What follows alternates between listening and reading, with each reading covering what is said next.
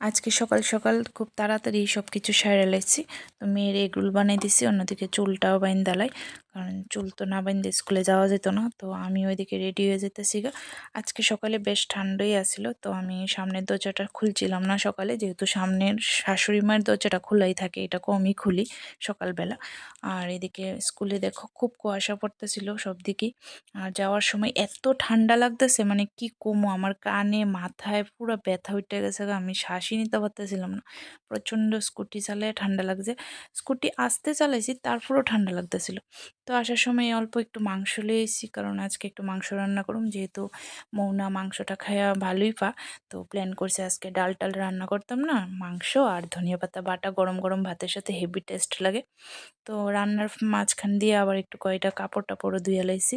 আর এদিকে গাছটি যে লাগাইছিলাম এটার মধ্যে একটু জল দিয়ে দিই, নাহলে তো আবার জল না পাইলে গাছটি টিকতো না।